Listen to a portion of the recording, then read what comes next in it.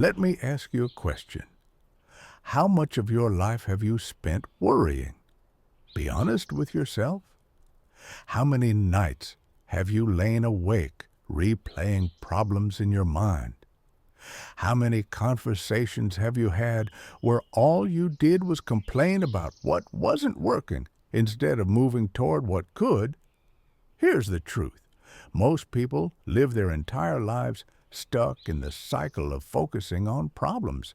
They feed them, they talk about them, they obsess over them, and what you focus on expands. Focus on problems, and problems multiply.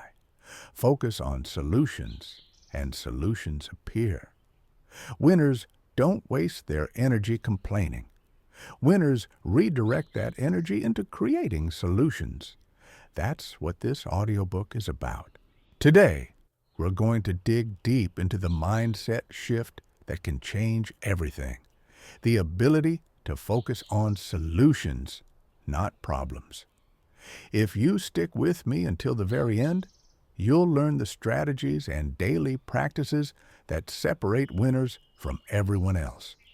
And I'll share with you one final principle that will completely rewire the way you handle obstacles. Miss that, and you miss the key that unlocks it all. So stay tuned. And before we begin, let me invite you to do something right now. In the comments below, write one problem that's been bothering you lately.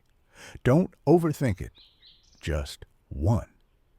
Then as you listen to this audiobook, keep asking yourself, what would it look like if I turned this into a solution? Chapter 1, The Problem with Problems. Here's a hard truth. Problems are magnetic. They draw your attention like a flame draws a moth. And once they have your attention, they drain your energy, your hope, and your creativity. Think about this. How many times have you said to yourself, why does this always happen to me? That one question shuts the door on growth. It keeps you stuck in victim mode. But when you ask instead, how can I solve this? You open the door to possibility. Take Sarah, a young entrepreneur in Los Angeles. Her startup was failing. Every day she repeated the same complaints. I don't have enough funding. My team isn't motivated. The economy is bad. She focused so much on the problems that she couldn't see the opportunities. Then, in a moment of frustration, she flipped the question. Instead of asking, why is this happening? She asked, how can I turn this around with the resources I have? That shift changed everything. She downsized her office, cut unnecessary costs, and pivoted her business model. Within 6 months, she was profitable. The problems didn't disappear, but her focus did, and that made all the difference. Action step. The next time you catch yourself repeating the same complaint, stop. Write down the problem on one side of a page, and on the other side, force yourself to write 3 possible solutions. They don't have to be perfect. They just have to shift your focus. Chapter 2, Winners See Solutions. First, here's the mindset of winners. Every problem is a puzzle, and every puzzle has a solution. Thomas Edison failed thousands of times trying to invent the light bulb, but he never said, "This is a disaster." He said, "I found another way that doesn't work." That means I'm closer to the way that does. Winners see problems as temporary. They see solutions as permanent. Think about Michael in Toronto. He lost his job during a wave of layoffs. His first instinct was panic. How would he pay the bills? For 2 weeks, he spiraled in fear. But then he stopped himself. He asked, what skills do I have? How can I use them differently? That question led him to freelance consulting.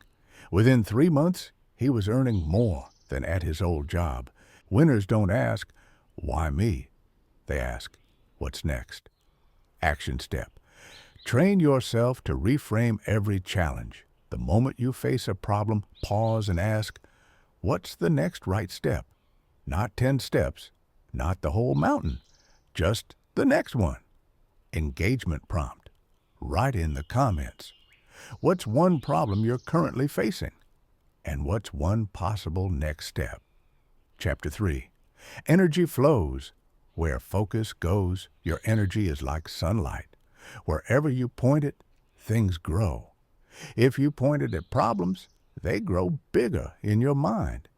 You replay them, you dramatize them, you convince yourself they're impossible. But if you point it at solutions, new possibilities begin to grow. Take Lena, a single mother in Berlin. She was overwhelmed by bills and debt. Every day she repeated, "I'll never get out of this." That focus drained her. Then a mentor challenged her. Stop saying what you can't do. Start asking what you can do. She started small, selling unused items online, picking up freelance work, learning about budgeting. Bit by bit, her focus shifted, and within 2 years, she was debt-free. The difference wasn't luck, it was focus. Action step. For the next 7 days, pay attention to your words. Every time you catch yourself saying, "I can't," change it to, "How can I?" This simple change rewires your brain from victim mode to solution mode. Chapter 4. Complaining versus creating. Here's the harsh reality. Complaining is easy, but it's also useless. Think about it. Complaining doesn't fix the problem. Complaining doesn't move you forward. Complaining just rehearses the pain, but creating, that changes everything. Take Jason in New York. He hated his job. Every night he came home and complained about his boss, his hours, his pay. Nothing changed. Then one day, his wife said something that shook him. "You've been complaining for 3 years. Imagine if you'd been creating for 3 years. That one line flipped his mindset. He stopped wasting his evenings on complaints and started working on his side hustle. Within 18 months, his side hustle replaced his job. Action step. Keep a solution journal. Every time you're tempted to complain, instead, write down one thing you could do to improve the situation. Over time, you'll build the muscle of creation. Chapter 5. Stories we tell ourselves. Here's the secret most people miss. The biggest problems we face are not out there. They're in here, in the stories we tell ourselves. If you keep telling yourself, "I'm unlucky," nothing ever works out for me, guess what? Your brain will find proof of that story everywhere. But if you tell yourself, "I'm resourceful, I can figure this out," your brain will find proof of that too. Take Hannah in Melbourne. She told herself for years, "I'm not good with money." That story became her reality. Constant debt, constant stress.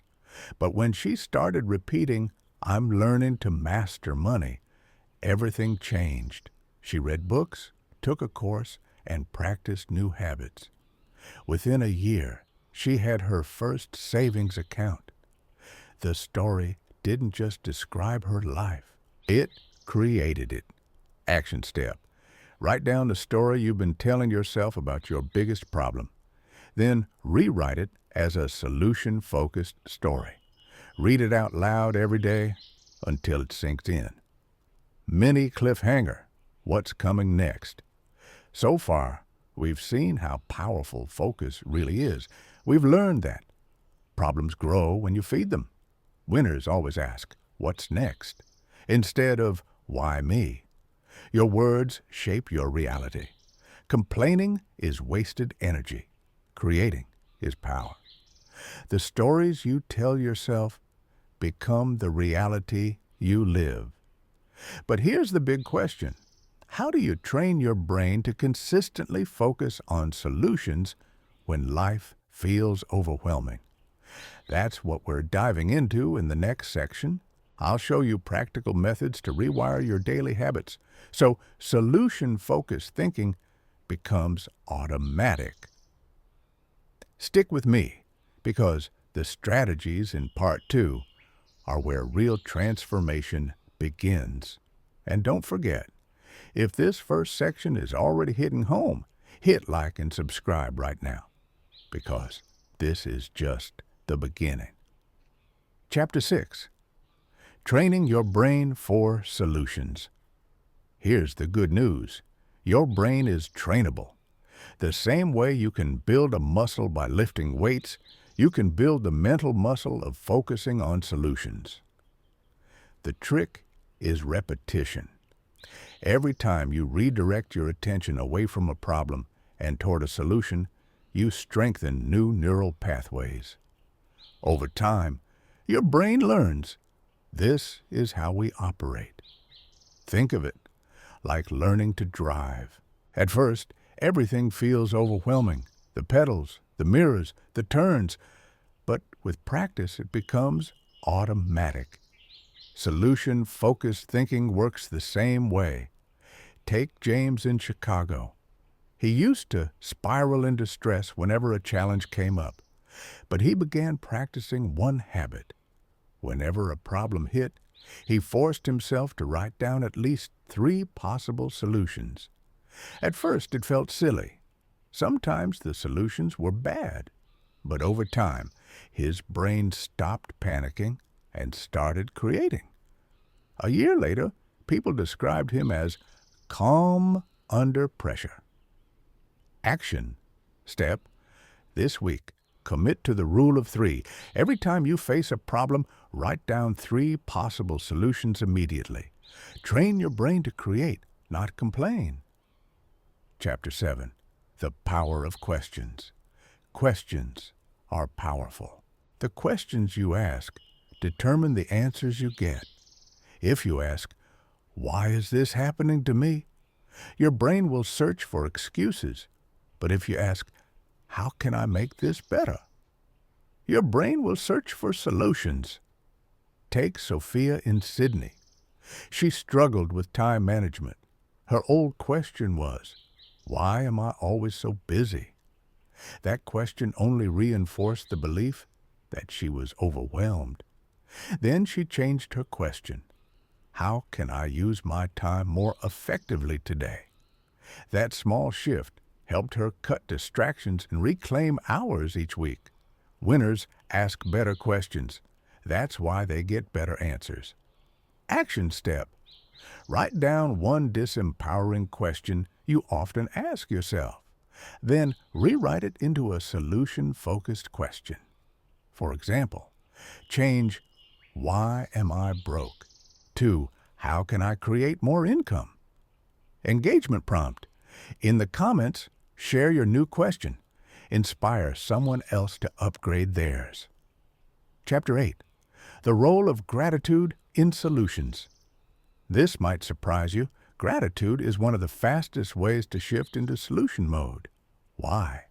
Because gratitude pulls you out of scarcity and into abundance. It reminds you of the resources you already have instead of obsessing over what you lack. Take Daniel in London. He was stressed about his business failing. Then he started a daily gratitude practice. Every morning, he wrote down 5 things he already had working for him: supportive family, health, internet access, loyal customers, and time to learn. That practice calmed his mind and made him see opportunities he had been ignoring. Gratitude opened the door to solutions. Action step. Start each day with a gratitude list of at least 3 things. But here's the key. Link each one to a resource you can use to solve problems. For example, I'm grateful for my network because it means I can ask for help when I need it. Chapter 9. Changing your environment. Sometimes the biggest reason you can't see solutions is because your environment is cluttered with negativity. If you're surrounded by complainers, you'll become one. If you're drowning in distractions, you won't think clearly. Take Emma in Toronto. She realized that every lunch break at work turned into a complaining session with coworkers. She decided to change her environment, eating alone while listening to motivational audiobooks. Within weeks, her mindset shifted. She stopped obsessing over problems at work and started brainstorming solutions. Your environment shapes your focus. If you want to focus on solutions, design an environment that supports it. Action step: audit your environment.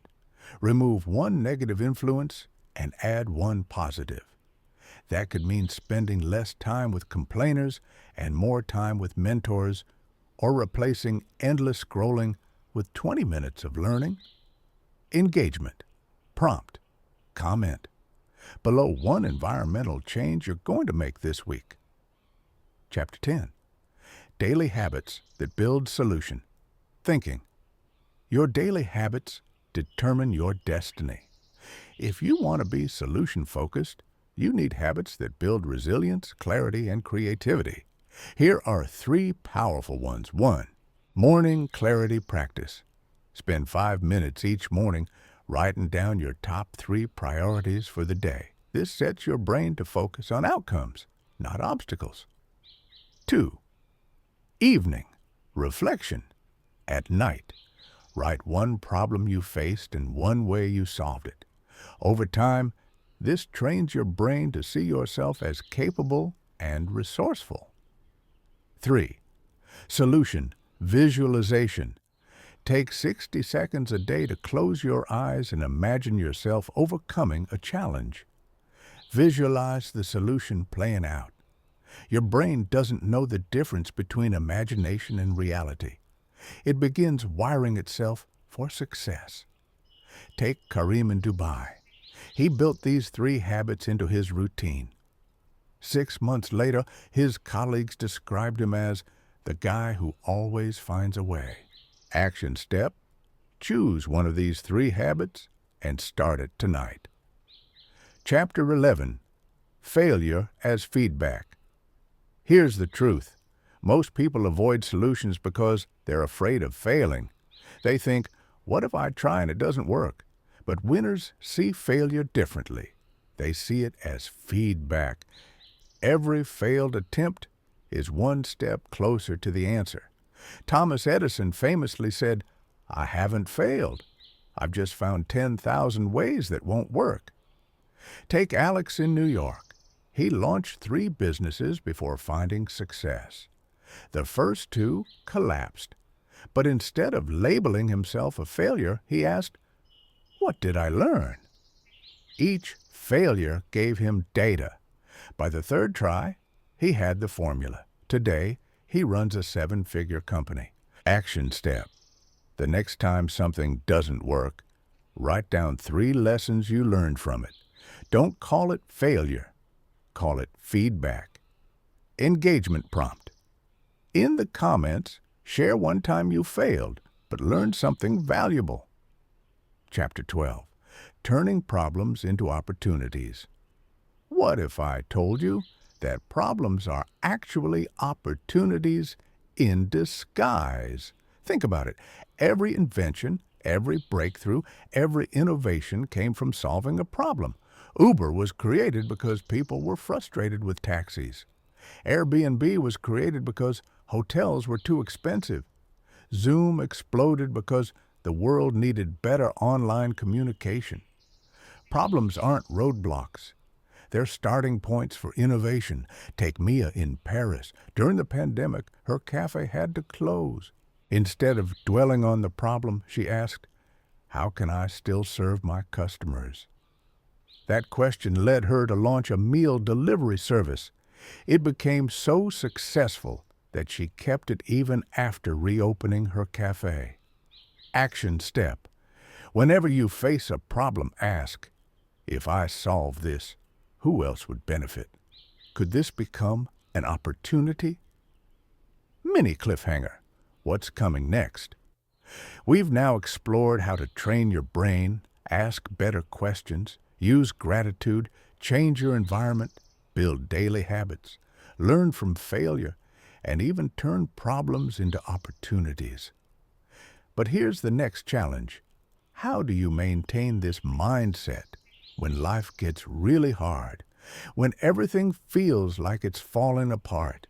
In the final section, we're going to talk about resilience, persistence, and the ultimate key to focusing on solutions no matter what life throws at you. Stick with me, because part 3 is where we bring everything together. And don't forget, hit like if this is resonating and subscribe so you never miss powerful guides like this. Chapter 13, Building Resilience. Let's get real. It's easy to talk about focusing on solutions when life is going well. But what about when it's not?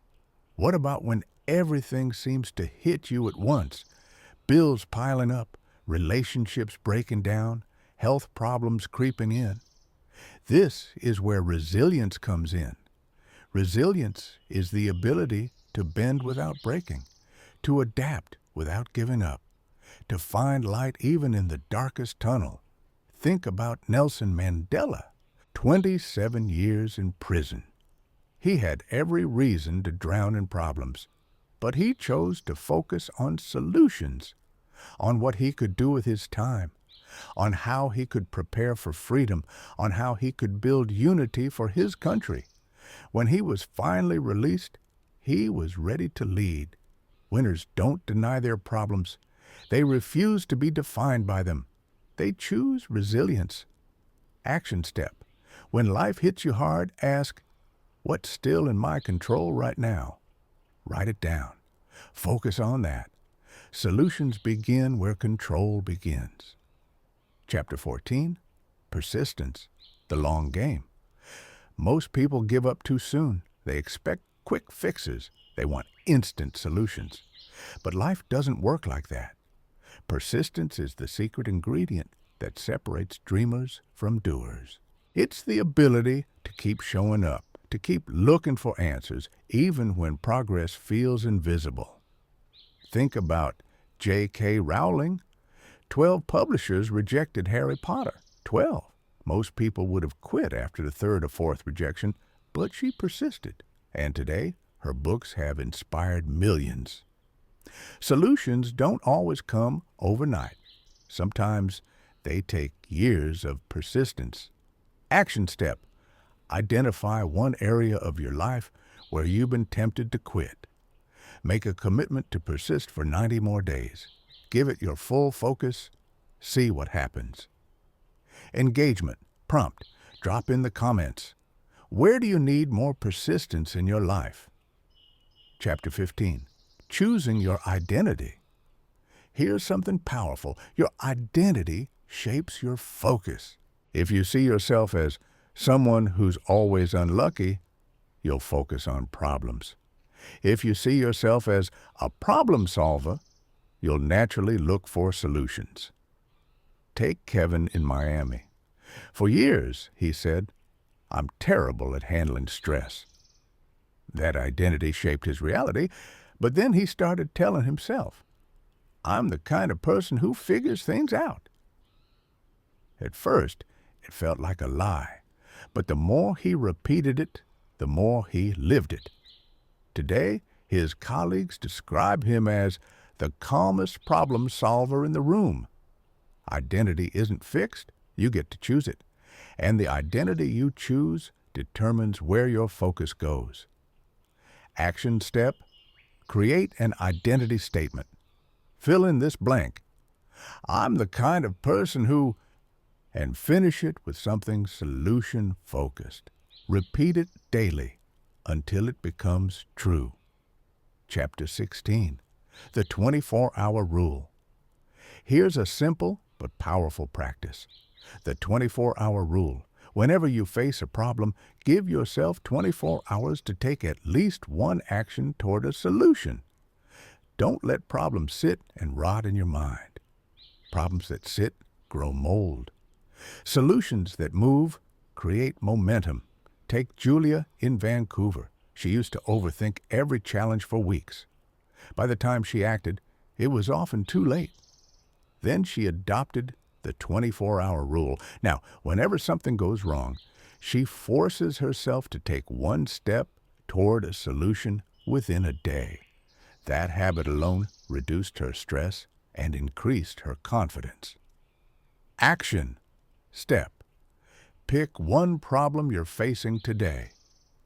Take one action within 24 hours. No excuses. Chapter 17. The Power of Helping Others. Here's a paradox. Sometimes the best way to find solutions for yourself is to help someone else solve theirs.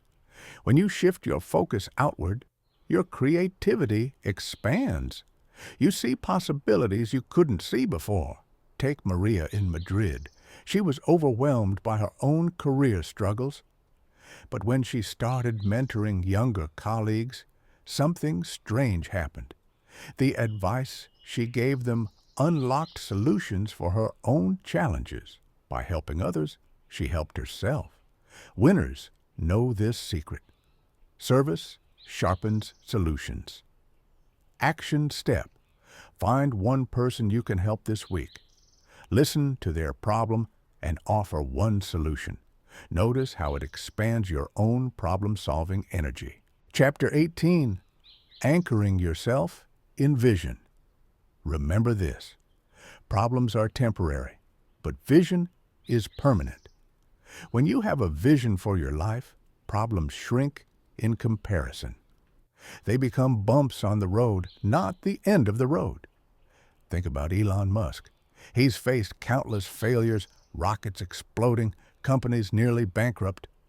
But he kept moving because his vision was bigger than the problems.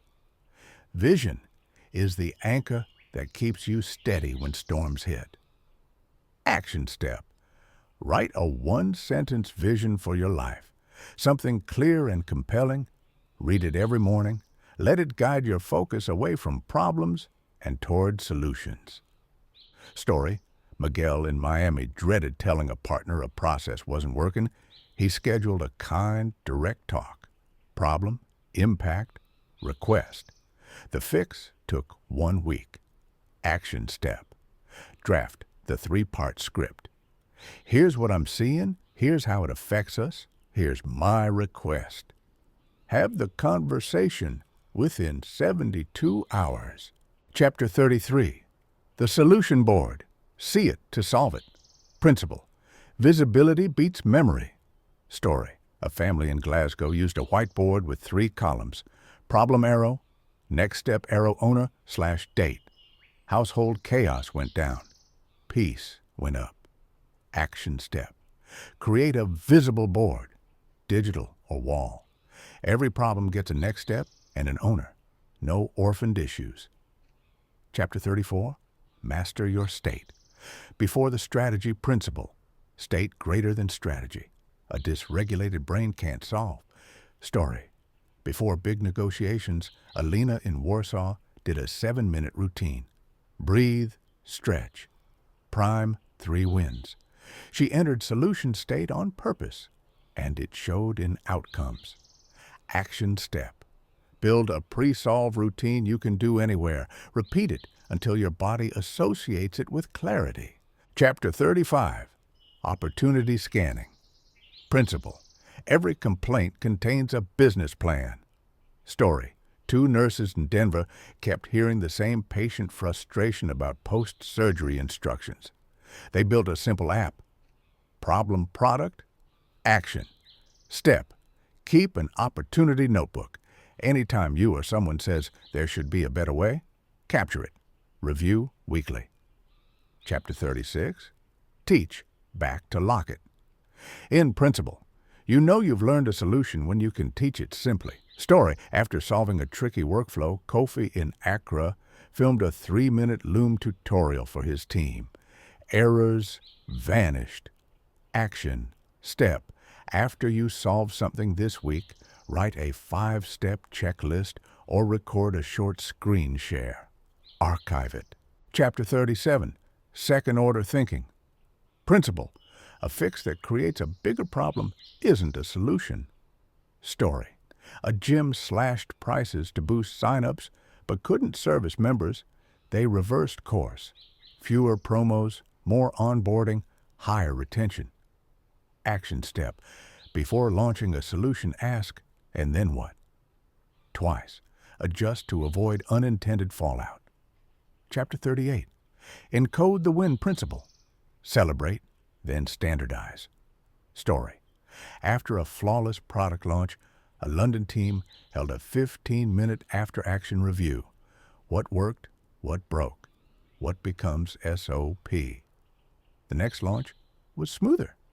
Action step: every win gets captured in a one-pager, context, steps, lessons, template link. Chapter 39. Your Solution Identity Manifesto. Principle: identity sustains behavior when mood fades. Story: Tiana in Vancouver printed a one-page manifesto above her desk. I ask better questions. I decide fast. I move first. I iterate. I finish.